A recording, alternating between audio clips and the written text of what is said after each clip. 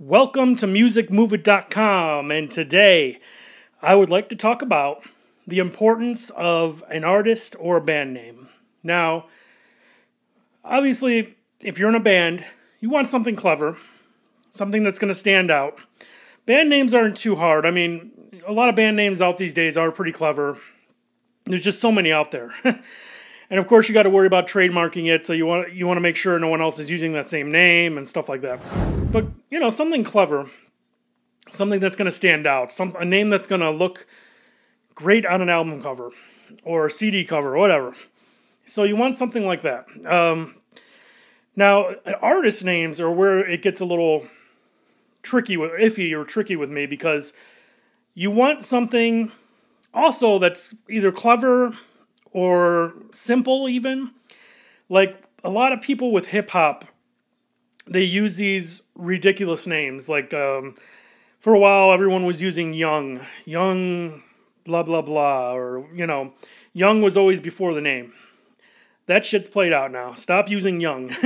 Think of other things. I think, honestly, artists who use, like, a simple name, like a Kendrick Lamar,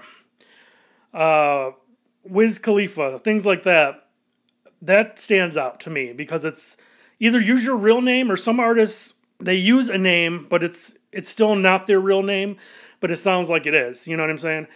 So just a simple two-word name works, and it could even be pretty clever. Like, also in hip-hop, a lot of artists do this stuff where they'll have one name, like Young Drip, and then it'll be like AKA Cash Dropper or whatever. That shit's retarded. Do not do that. It's just confusing. I get music submissions from all over the world, and a lot of the hip-hop artists have these confusing names. It's one name, then it's like an AKA, and that is just not cool. I mean, because then it's confusing. It's like, okay, do you go by this or do you go by that? When if you want to get put on radio, do we call you the one or the AKA? I mean, artists have done it in the past, but if you think about it, even like a Notorious B.I.G., he had the Biggie Smalls thing, but on his album covers, it didn't say Notorious B.I.G., a.k.a. Biggie Smalls, a.k.a., you know, Biggie Smalls was just like a nickname in his music and, you know, in his life in general, but it wasn't put up on marquees or on album covers and stuff like that. And a lot of artists are trying to put all this stuff on one thing. Like I said, MC Drip, a.k.a. blah, blah, blah. It's too long. When you think about marketing to people, pick a name that's simple. Simple yet effective, if that makes any sense.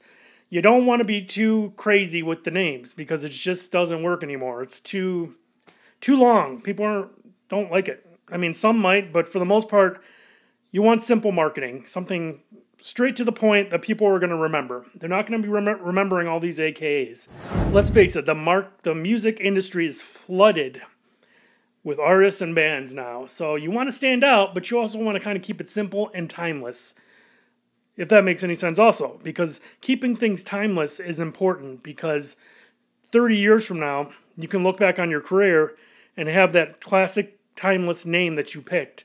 And you're not going to think back, gee, the AKA Drip Dropper was kind of lame, you know what I mean?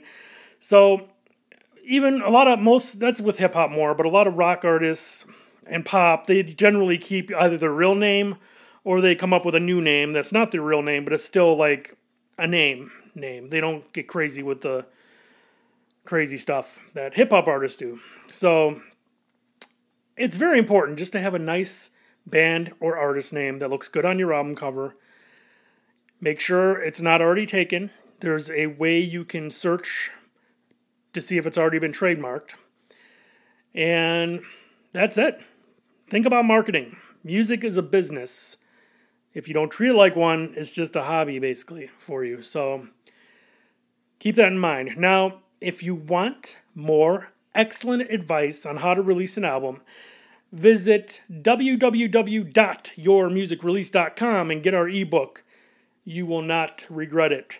Please subscribe to our YouTube channel. We have tons of music business info, tips, and advice on there that you'll love. I want to thank you, and we'll talk to you soon.